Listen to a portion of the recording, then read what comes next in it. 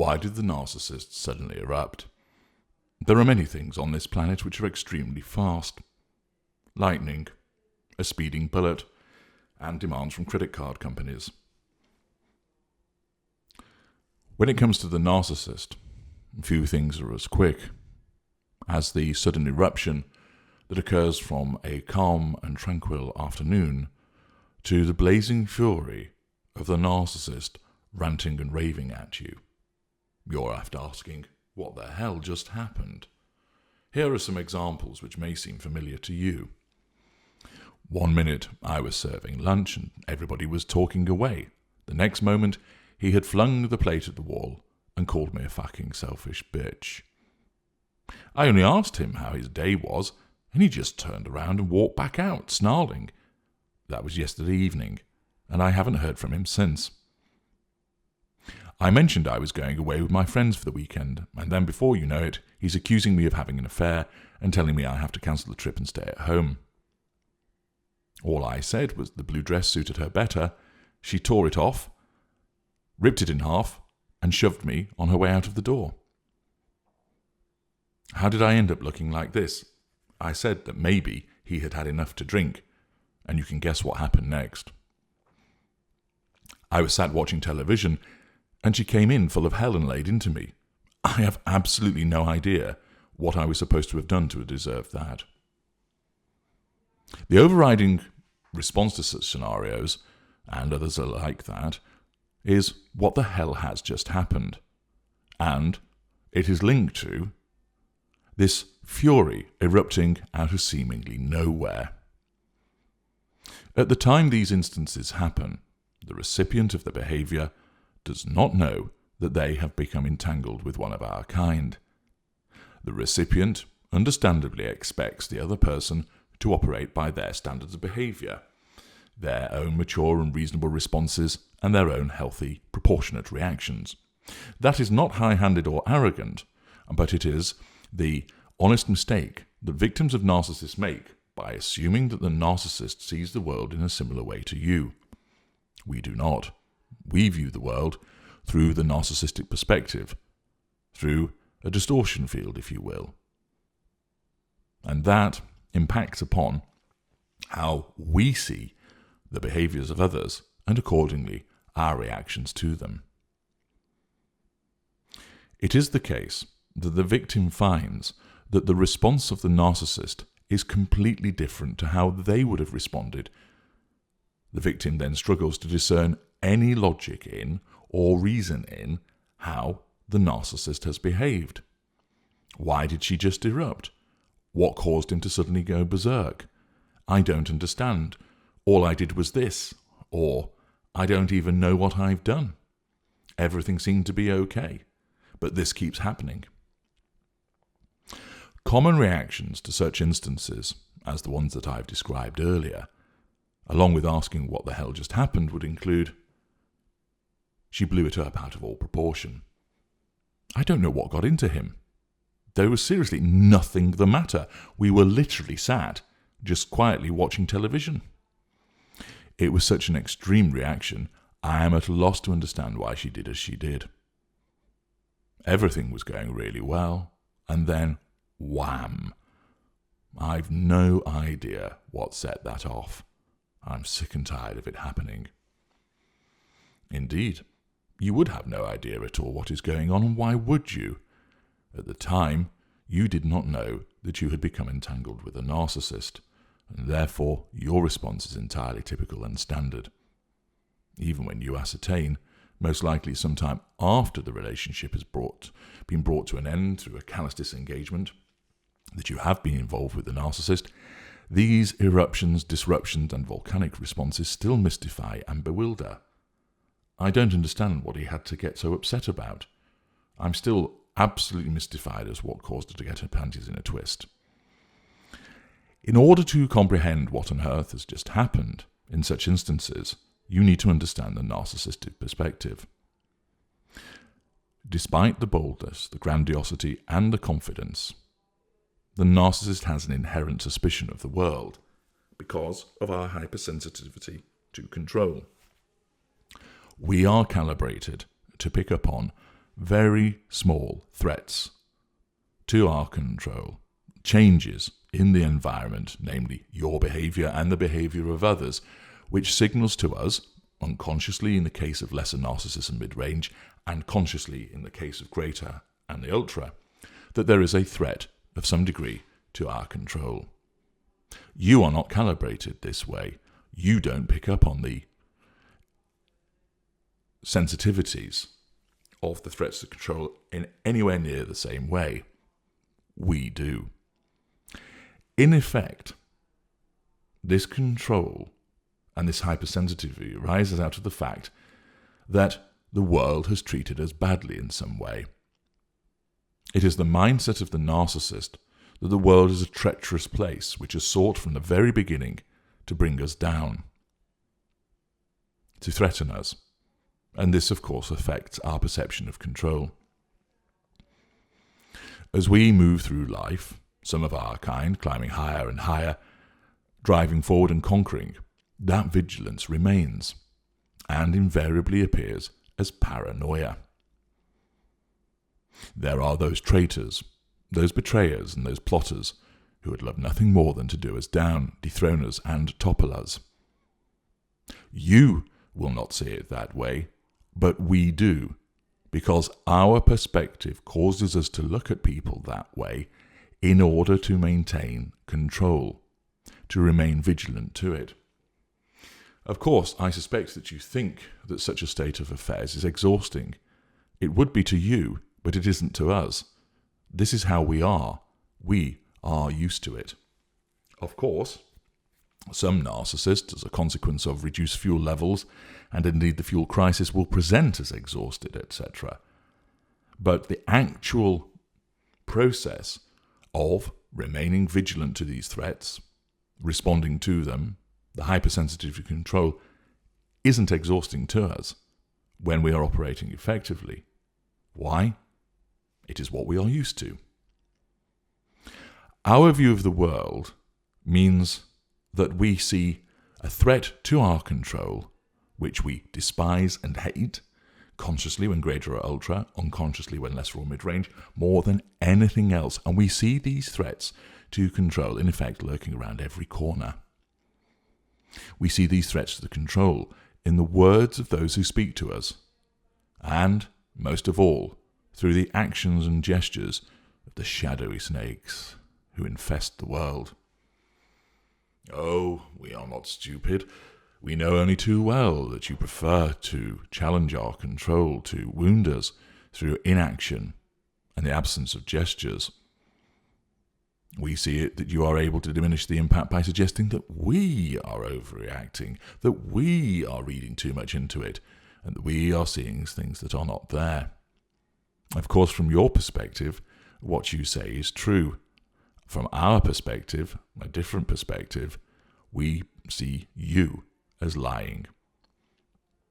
Of course, we will often accuse you of those things, because from our perspective, we see that way. And we do not see that we are ever guilty of behaving in this manner. The narcissism blinds and protects. We are always right when we see a threat to our control, because it is a threat to our control. You won't see it that way because you don't have our perspective. But the majority of narcissists also don't realize that you don't see it that way. The lesser and mid-range narcissist expects that you ought to realize that your action is cruel, hurtful, nasty. And it becomes all the more frustrating to the narcissist when you don't. Of course, your lack of understanding is genuine. You truly do not realize what you have done to cause such a problem for the narcissist. And your protestations of innocence, guess what they are? Further threats to our control. And therefore, that is why you get these reactions, because the more you protest your innocence, the more the narcissist feels, unconsciously and instinctively, in the case of the lesser and mid-ranger, and consciously with regard to the greater and the ultra, that you are threatening our control. And therefore, duty-bound by our narcissism, we must do something to assert that control over you. Notwithstanding our ability to identify these threats to our control, either through challenge, fuel, or wounding, we can't evade them when they first occur. And therefore, like some serrated dagger, they drive into us and make us feel weakened, vulnerable, and pathetic. These threats to our control are an unwanted and horrendous reminder of the very thing we seek not to be. In order, however, to cope with this unwarranted threat to our control, be it through challenge, fuel, or wounding, we have an excellent self-defense mechanism, our narcissism.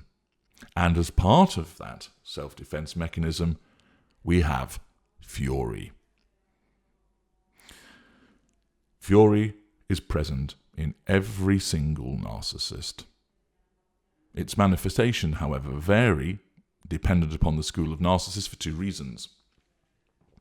Some narcissists only use heated fury. Some narcissists only use cold fury. Some narcissists use both heated and cold fury. And the different schools of narcissist have a differing ability to control that ignited fury. Lessers have a hair trigger on it. And these are the ones that regularly explode. Temper tantrums, as you would call them. Vicious bollockings.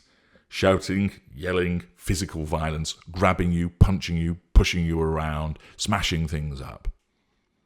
Mid-range narcissists have a better control and, more generally, use cold fury, although lower mid-range and upper mid-range will have some heated fury in there as well. Greaters and the ultras use again a mixture of cold fury and heated fury. Whilst there can be a frenzied reaction caused by a loss of control over that ignited fury by a greater or ultra, this is extremely rare, and instead the greaters and the ultra are more readily able to keep the fury under control so as not to damage the facade. But it's there nevertheless. Fury is a fascinating subject, and I would invite you to read my book, Fury, about the topic so you understand precisely what is going on. Our fury is always there, churning away beneath the surface.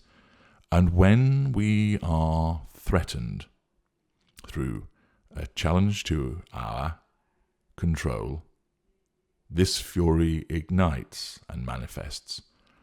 We lash out at you and others, smash things up, assault people, stand and glare, dole out silent treatments, and so forth.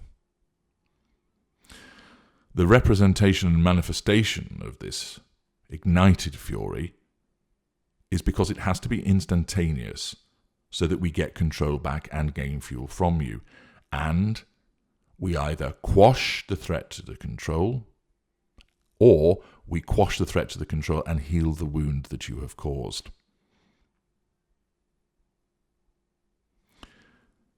Ignited fury appears because it's fast and effective. It makes you react. It makes you respond. And you do so in an emotional manner, thus giving us control and fuel. For instance, your fear, your hurt, your anger, your surprise, your annoyance, your upset, and so forth. The provision of fuel as a direct consequence of the manifestation of this ignited fury means that the wound that you have caused is healed, and then the ignited fury will dissipate as it has served its function. A mid-range narcissist, as I have explained, has a moderate level of control over the ignition of his fury. Lower mid-range, below moderate, middle mid-range moderate, upper mid-range just above moderate.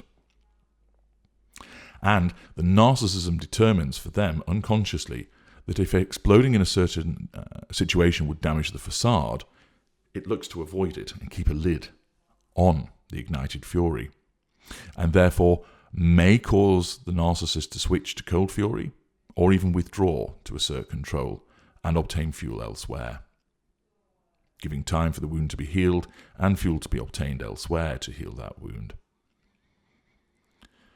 Ultimately, however, if the wounding is such that control has to be asserted and fuel has to be obtained to heal the wound immediately, even the facade can be damaged and fractured. And that is why sometimes you will see a mid-range narcissist basically flip their lid. Be aware that there are two types of a threat to our control: challenge fuel and wounding. And if you want to understand more about those, please go to the Knowledge Vault and obtain the 3 interactions with the narcissist. That's important material to help you understand us. Wounding is an absence of doing something. Challenge fuel is where you provide fuel but at the same time threaten our control. For example, shouting at us and calling us all the names under the sun. Crying and telling us that we are a complete bastard and useless in bed is challenge fuel. So let us return to the instances at the outset of this article and go through each one, and I'll explain to you why the narcissist responds in the manner that they do. 1 minute I was serving lunch and everyone was talking away. The next he flung the plate at the wall and called me a fucking selfish bitch. The narcissist was wounded because everybody else was served with their food ahead of the narcissist. In this instance, you're likely to be dealing with a lesser narcissist who operates no facade and has a low control threshold on the ignited fury. The failure to serve him ahead of everybody else, childish and pathetic as undoubtedly it appears, threatens his sense of control. He's not being given any fuel, and he's basically being told he isn't important. And because of his sensitivity to this threat to his control, his narcissism basically says, our control is being threatened, we need to do something to get rid of the threat to control and obtain some fuel to heal this wound. Remember, this is happening unconsciously. And therefore the narcissism causes the narcissist to throw the plate at the wall, destruction of property, and then turn around and issue a verbal tirade of calling somebody a fucking selfish bitch. This is an ignition of heated fury, and is done to defend the narcissist by enabling to assert control directly for the purposes of gaining fuel also. I only asked him how his day was, and he just turned around and walked back out. That was yesterday evening, and I haven't heard from him since. In this instance, this was challenge fuel, although the speaker would not have a clue what was going on. The speaker just asked how his day was, but did so whilst looking at the television, and didn't turn to face the narcissist. The speaker didn't smile and look delighted, and therefore, even though their words were a kind inquiry, thus providing fuel, the narcissist's sense of superiority and importance was challenged by the failings that I have just mentioned.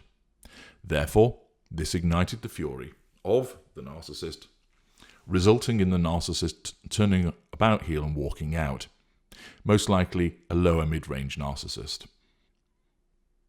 They flounced. I only asked that I was able to go away with my friends for the weekend, and before I know, he's accusing me of having an affair and telling me I have to cancel this trip and stay at home. Again, this was challenge fuel, asking that it was okay to go away, saying that you were going away with friends for the weekend. But although fuel is being provided in the conversation, the discussion is about other people. And therefore, this makes the narcissist feel unimportant. His sense of superiority is being threatened. And therefore, his fury ignites, and his narcissism causes him to assert control over the individual by accusing that person of having an affair. This comes out of nowhere. The victim isn't having an affair. Indeed, there isn't any external evidence that supports that they're having an affair, but that doesn't matter, because in the narcissist world, they are, because the narcissism shapes the world to tell the narcissist that this person, in that instant, because control has to be asserted in that instant, that they are having an affair, because that is what provokes the narcissist to spring into action, to issue the accusation and just erupts with it in a nasty way. And it is done to assert control and draw fuel from the victim. All I said was that the blue dress suited her better. She tore it off and ripped it in half and then pushed me over on the way out. Challenge fuel. What you're saying provides fuel to the narcissist, but what you're saying is that a different dress looked better. And therefore, that is in effect a criticism of the narcissist which threatens the narcissist's control. And therefore, this criticism of not only the choice that the narcissist had made, but also how she looked, threatened her control unconsciously. Her narcissism responded by the ignition of fury, causing her to rip the dress off, tear it and the other dress in half, and then give the bewildered boyfriend a shove on her way out. Destruction of property, flouncing, possibly middle lesser, maybe lower mid-range behaving in this way. How did I end up looking like this? I said that maybe he'd had enough to drink. You can guess the rest. Again, challenge fuel. The individual is dealing with the narcissist and, as a consequence, then threatens the narcissist's control. The narcissism needs to respond instantaneously and viciously to get that control back, and in this instance, the fury erupts through the commission of physical violence towards the victim. They are beaten up. This was done to assert control and draw fuel, to quell the rebellion that had occurred by the victim suggesting, out of genuine concern and welfare for the narcissist, that he had had enough to drink.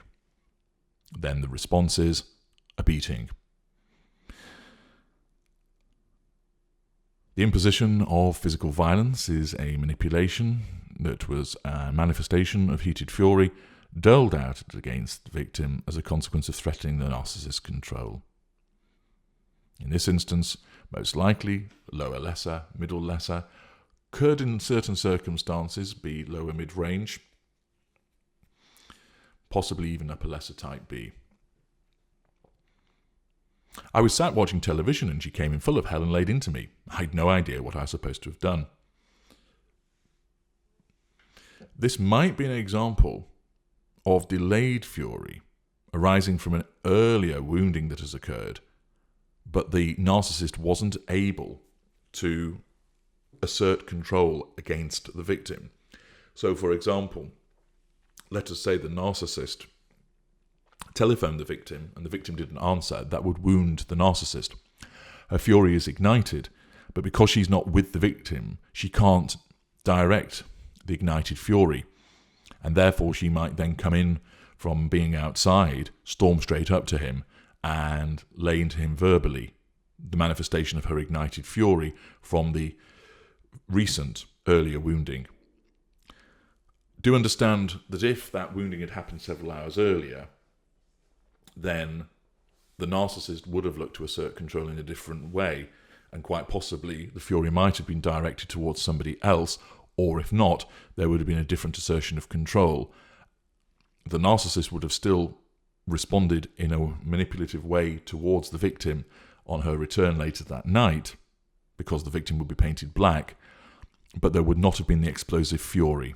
The explosive fury that is being described in this instance arises in the instant where the victim is with or very close to the narcissist in terms of physical proximity and time. This sudden explosion is a result of ignited fury arising from the threat to control and the necessity of the narcissism causing the narcissist to respond in an immediate and explosive manner in order to get control and gain fuel. The television example also might be the fact that because the victim is watching television and not providing any attention to the narcissist, this wounds the narcissist. Control is threatened, they're not receiving fuel, therefore fury ignites, causing that particular narcissist to turn around and give a verbal tirade to her husband or boyfriend,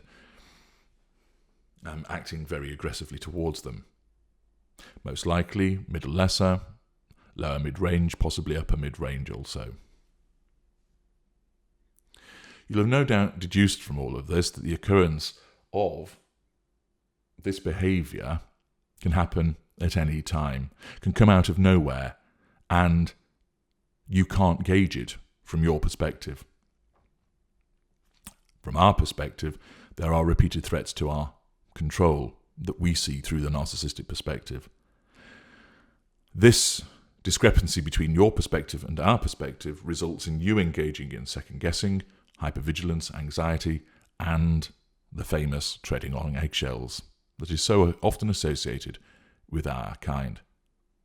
How do you deal with it? It's impossible for you to predict it. You at least now know what it is, why it happened, and in certain circumstances, you will recognize why the reaction has occurred. In some instances, you might even be mindful to avoid certain behaviors, but you'll never ever eradicate them. And therefore, the most appropriate thing to do this is to understand what it is, understand what has happened, and of course apply GOSO. Get out and stay out. If you have not done so, then where you are the recipient of it, the most appropriate thing is to act in a conciliatory fashion to thus give the narcissist fuel and to give the narcissist control, and the ignited fury will then dissipate. If you continue to go, but I haven't done anything wrong, why are you getting so mad at me? Where's this come from? What the hell's going on? All you'll keep doing is continuing to challenge the narcissist. Remember, the first golden rule of freedom is once you know you go, you get out and you stay out. And therefore, you should not be putting up with these behaviours because you should have left, ended the relationship and put yourself in a position of no contact. If that has not happened and driven by emotional thinking or possibly delayed practicalities of departure, you remain in the relationship with the narcissist, the short-term, and I emphasise short-term, way to deal with these matters is not to keep provoking. Avoid the temptation driven by your corruption of your truth-seeker trait, by your emotional thinking to try and get to the bottom of it. Instead, apply the logic. I know I haven't done anything wrong, so I'm not going to get worried about it. In the eyes of the narcissist I have, there's nothing I can do about it now. It's happened. Therefore, rather than keep asking what's going on, why are you behaving this way and protesting my innocence, I need to recognise that in their eyes I have done something wrong. Annoying as it is that I am being treated this way, unfair as it is that I'm being treated this way, in order to make it stop, I just admit I was in the wrong, apologise, even if I don't know what I'm apologising for, provide fuel, and stop challenging the narcissist further. That way you will escape the worst of the ignition of fury because you will bring it to an end quicker than usual. However, you shouldn't be staying in such a situation. You should be leaving and getting out. I'm H.G. Tudor. Thank you for listening.